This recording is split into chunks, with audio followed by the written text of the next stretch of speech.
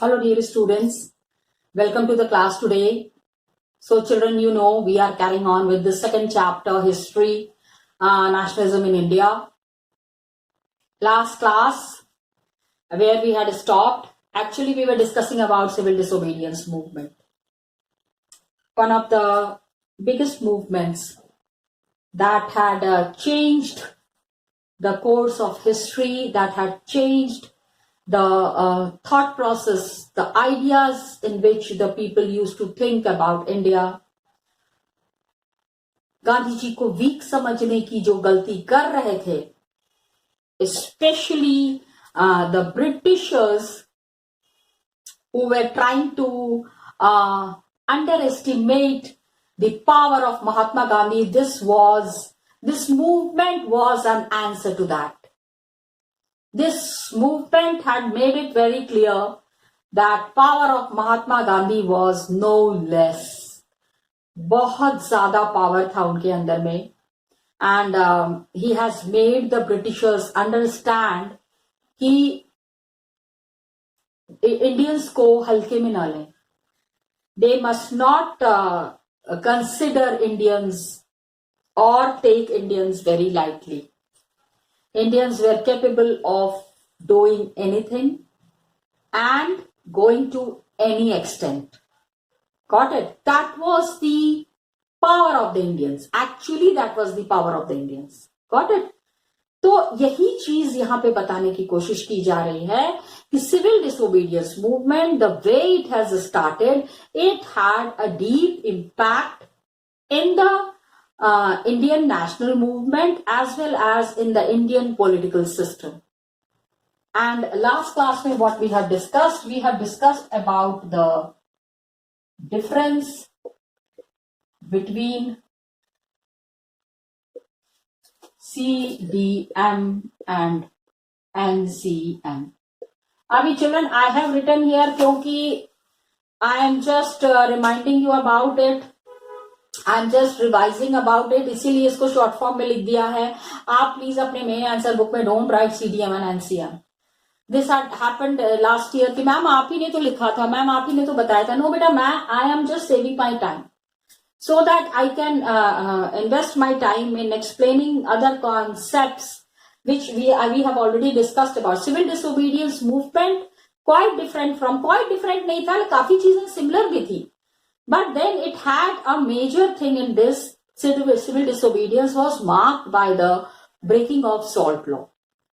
नमक कानून जो तोड़ा गया ना, civil breaking of salt law was a big thing. Breaking of salt law was a landmark in history. That is there.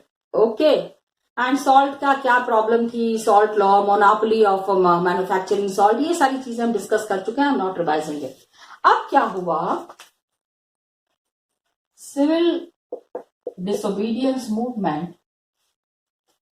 Was carrying on with full force. बड़ी तेजी से ये मूवमेंट चल रहा था. And believe me, Britishers were into real trouble.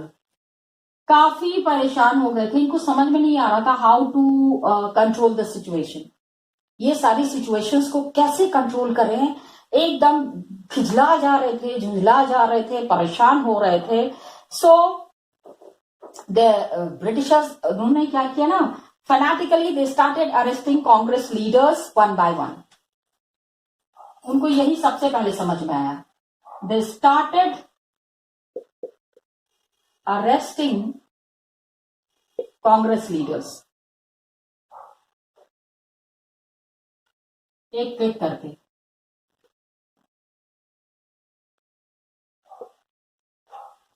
People were very angry. ये क्या तरीका है, without any reason arresting the leaders. The Indians were not happy. And यही दिस इंसिडेंट हैपेंड. अब पेशावर में क्या हुआ, इन पेशावर, अभी तो it is in present Pakistan, लेकिन उस समय तो पाकिस्तान नहीं था ना, it was India at that time. So in Peshawar Khan Abdul Ghaffar Khan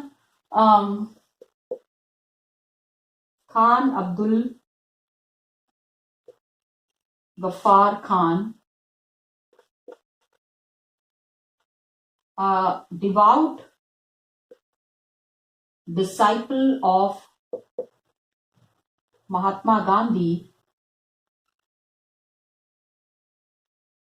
I'm sorry, M.K. Gandhi लिख देती हूँ, ठीक है? M.K. Gandhi was arrested. इनको क्या किया ना, पुलिस ने अरेस्ट कर लिया. He, इनके बारे में थोड़ा सा जानो. Please try to understand something about this great man. He was a person who blindly followed Mahatma Gandhi. And Gandhi ji के मैसेज को नॉर्थ वेस्ट फ्रंटियर प्रोविंस में, north west frontier province means present Pakistan, आज जो है वो उस समय at that time before independence it was called as NWFP, north west frontier province में बहुत ज्यादा इनको इज्जत मिलती थी because of his non-violent methods, because of his peaceful methods, and because of his carrying on the message of Mahatma Gandhi in a very peaceful manner. Carrying on the movement, ये movement को बहुत ही आराम आराम से अच्छे तरीके से carry forward कर रहे थे. तो क्या हुआ कि he was arrested in April 1930. इनको फ्रंटियर गांधी भी कहा जाता था. He was also called as Frontier Gandhi. Yes, so much he was resembling nahi, actually the way he propagated the ideas of Mahatma Gandhi. सबसे बड़े इनके फॉलोअर इनको माना जाता था उस एरिया में, इसके लिए इनको गांधी जी का डुप्लीकेट मान के फ्रंटियर गांधी कहा जाता था. So when he was arrested, angry crowds came on roads, पूरा आ गए सामने में, and faced armored cars, okay, and police firing.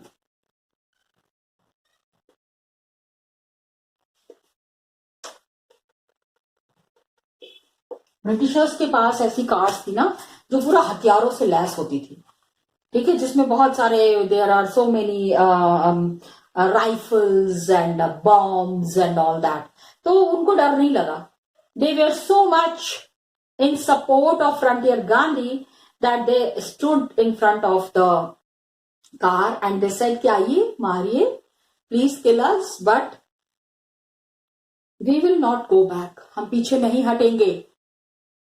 हमारे लीडर को आपने क्यों अरेस्ट किया? Why did you arrest our leaders? Police firing was there. Some people were killed also, and Gandhi ji was feeling very sad about them. कर नहीं पा रहे थे कुछ. But look at the force of the Indians. पूरा क्या कर रहे थे ना कि they were the Indians have posed a real challenge in front of the Britishers. अभी ब्रिटिशर्स को समझ में आ रहा था कि इंडियंस को तो अब रोकना बड़ा मुश्किल है.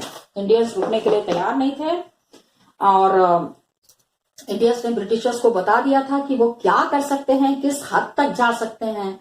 तो it was a tough time for the British. यही हुआ. इसके बाद पहले तो फ्रंटियर गांधी को उन्होंने अरेस्ट किया एंड एक महीने के बाद, a month later, Mahatma Gandhi was arrested. He was also arrested. और लोग गुस्सा आ गए. ठीक है, पहले तो फ्रंटियर गांधी को अरेस्ट किया एंड अभी महात्मा गांधी को अरेस्ट किया. तो क्या हुआ? Industrial workers in Sholapur attacked police post.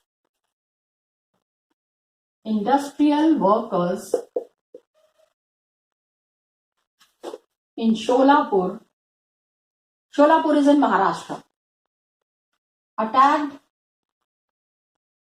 police posts. Police तो ब्रिटिश की है ना, it is not Indian. So they were attacking all the British offices and British institutions.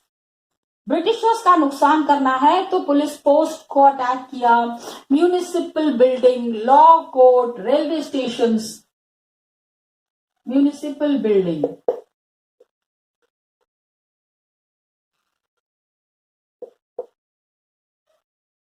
Law courts, अदालत एंड रेलवे स्टेशंस। ये यहां पे अगर आप आक्रमण करते हैं तो दिस इज द नुकसान of the British property. Britishers का नुकसान हो रहा है, ये इंडियंस का नुकसान नहीं है। Those have been made by the Britishers.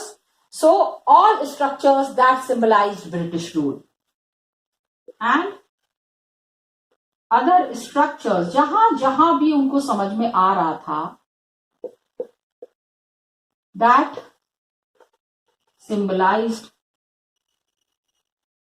British rule.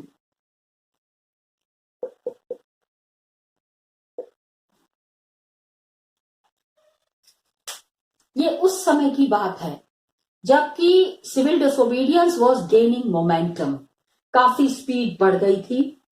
अब गवर्नमेंट वाज वेरी, ये इतना जब यहाँ पे so much of violence was there, ये किसी को मार नहीं रहे थे, खाली ब्रिटिश का नुकसान कर रहे थे। डिसोबीडियंस है, ब्रेकिंग द लॉ है, so they were reacting, the Indians were reacting in this manner. Britishers actually were in a state of shock. Britishers को समझ में नहीं आ रहा था कि हालात को कंट्रोल कैसे करें, how to control all the situation. They were in an awestruck, ठीक है, हतप्रभ रह गए थे, स्तब्ध रह गए थे एंड शॉक में थे कि ये सारी सिचुएशंस को कैसे कंट्रोल किया जाए। So a frightened government responded with repression.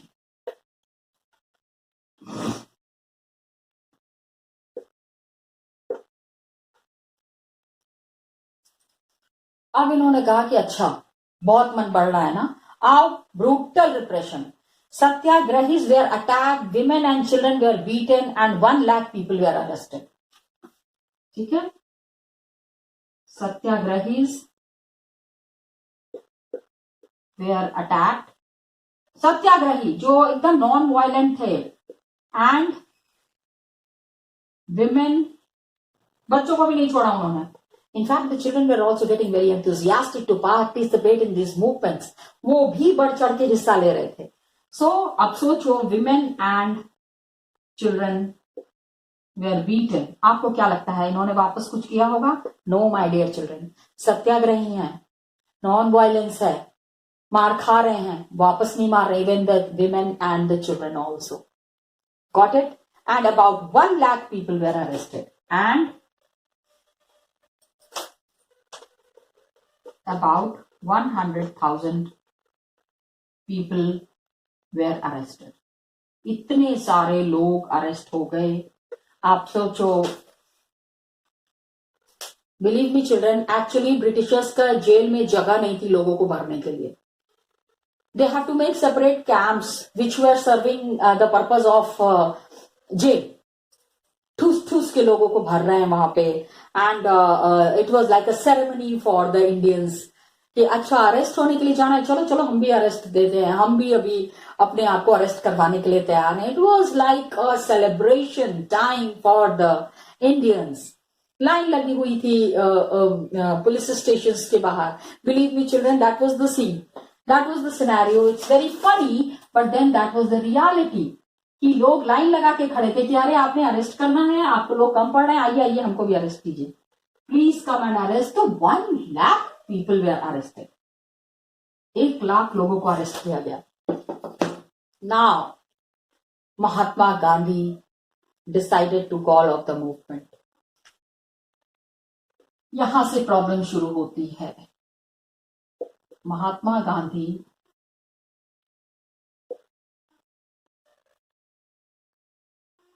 decided to call off the movement. जब पीक पे होते थे, बिल्कुल मूवमेंट टॉप पे पहुंच जाता था, सडनली महात्मा गांधी क्या करते थे ना, मूवमेंट को पीछे हटा लेते थे. This was a very struggling time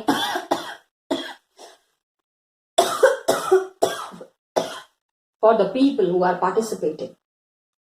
जो लोग पार्टिसिपेट कर रहे हैं उनके लिए बहुत ही एक वो था. And Gandhi Irwin pact was signed. नहीं, इसके पीछे कारण है, प्लीज अंडरस्टैंड. यहाँ पे इस समय कोई चौरी चौरा टाइप का घटना नहीं हुई थी. It was nothing like that. ये याद रखिएगा. On 5 March 1931 Gandhi Irwin pact में क्या था, Gandhi ji consented to participate in round table conference. क्योंकि अब देखो यहां पे ब्रिटिशर्स की चालाकी को समझो, ब्रिटिशर्स के चाल को समझो. अब उन्होंने एक नया दाव खेला था. नया दाव क्या था, दे वर ट्रबल्ड ना, उनका सारा कामकाज ठप हो गया था. Indians have posed a big challenge in front of the Britishers. तो उनको लग रहा था कि इसको कैसे कम किया जाए, कैसे खत्म किया जाए. And viceroy was the representative of the queen in Britain. Britain से एक क्वीन की तरफ से एक रिप्रेजेंटेटिव आते थे. उनको यहाँ पे ही has to control all the Indian situations and look into the Indian matters.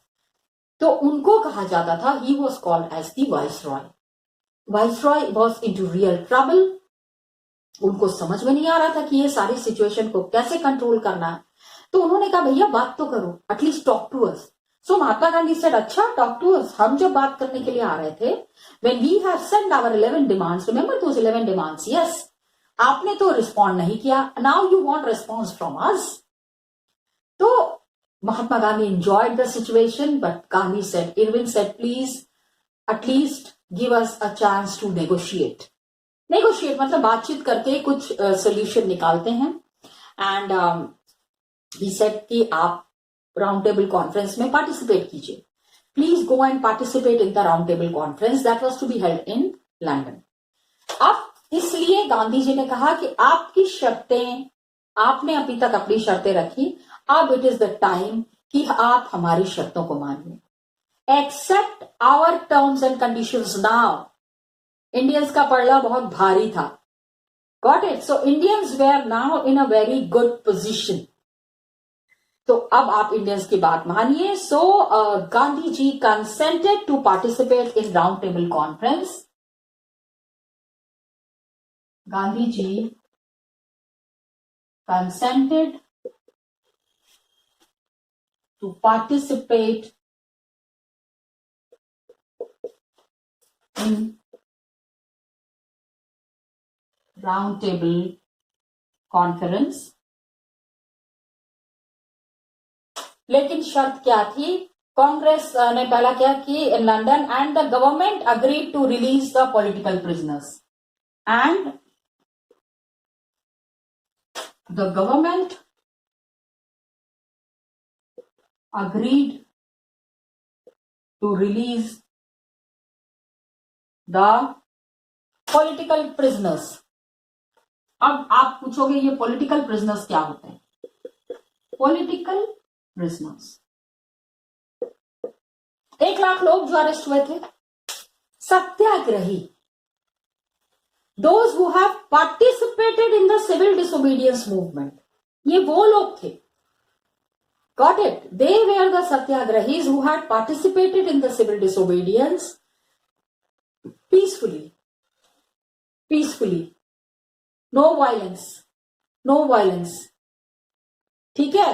अब यहां पे एक कहानी है जो I would definitely like to share it with you. This was the time when Bhagat Singh, Rajguru and Sukhdev. Yes, Bhagat Singh को मुझे नहीं लगता इंडिया का कोई भी बच्चा ऐसा है जो नहीं जानता हो. Everybody knows Bhagat Singh. He was in the jail and many leaders came and told Mahatma Gandhi. उनको फांसी की सजा हो चुकी थी. तो many leaders came and told Mahatma Gandhi कि उनको भी छुड़वा दीजिए. दे आर यंग लीडर्स, काफी पॉपुलर हैं और इंडिया के लिए ही तो फाइट कर रहे हैं. उनका हो सकता है तरीका अलग हो, लेकिन मृत्यु दंड उनको मिली है, उनको बचा लीजिए. Gandhi ji did not agree. No, we can't say Gandhiji is wrong here. Because Gandhiji's principle is non-violence. And they were the ones who have accustomed to violence. उन्होंने ब्रिटिश ऑफिसर्स को मारा था, बॉम्ब ड्रॉप किया था असेंबली में, legislative assembly में. तो ये उनका कहना था ना कि बहरों को सुनाना है तो धमाका करना पड़ता है.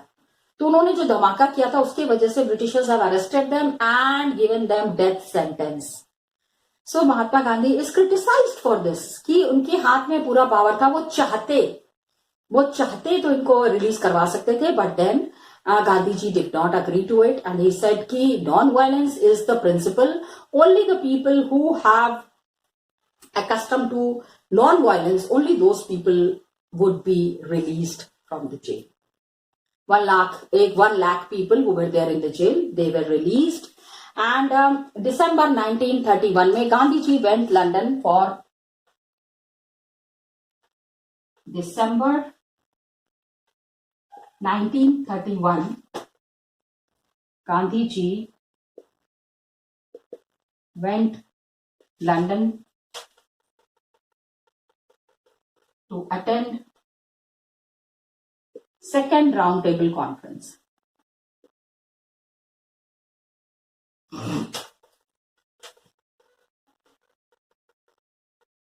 कॉन्फ्रेंस था ना, Britishers, shrewd people, smart people.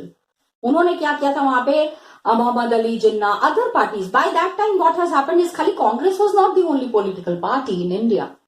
There was Muslim League, there was Backward Classes League. Backward Classes League was being led by B.R. Ambedkar, Dr. B.R. Ambedkar. तो उनको भी वहां पे बुलाया था. So they started playing the game of divide and rule.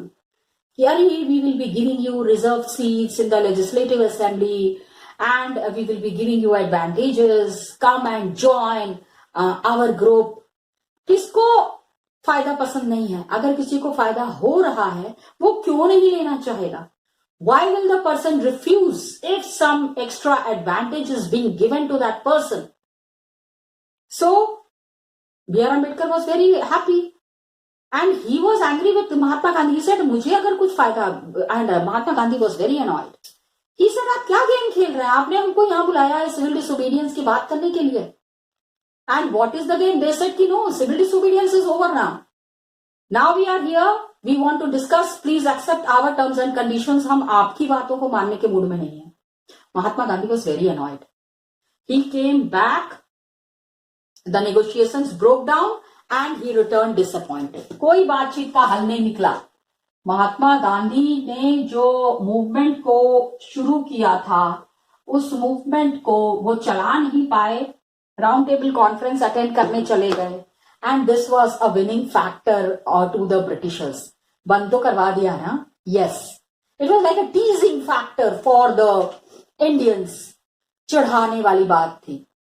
Mahatma Gandhi को वहां पे हटा दिया बीच में से, नॉन कोऑपरेशन भी खत्म कर दिया. सो एम के गांधी केम बैक डिसअपॉइंटेड. बहुत ही उनको बुरा लगा कि इतनी तेजी से जो मूवमेंट चल रहा था वो मूवमेंट सडनली एकदम स्टैंड स्टिल पे आ गया एंड उसका नतीजा कुछ भी नहीं निकला. जब वापस आए ना तो उन्होंने देखा that government has begin a new cycle. He found that government. So students, this is what we were talking about. हमने ये बात की that Gandhi ji went and then he came back and he could not find out a solution to such a big problem called civil disobedience. He saw that government ने एक नया तरीका निकाला था. New cycle of repression. क्या था? All these Ghaffar Khan, Jawaharlal Nehru, great leaders, they were all in jail. And Congress was declared illegal. सोचो, कोई criminal organization थोड़ी है. They were all working for the freedom of the country. How can these leaders be arrested in such a manner? So, with great apprehension, Mahatma Gandhi relaunched civil disobedience movement. Movement continued. लेकिन क्या हुआ? This time again the momentum came low and it lost its power. So children, next class में in next video we will be talking about the participants, how the participants saw the movement. Thank you children and all the best to you.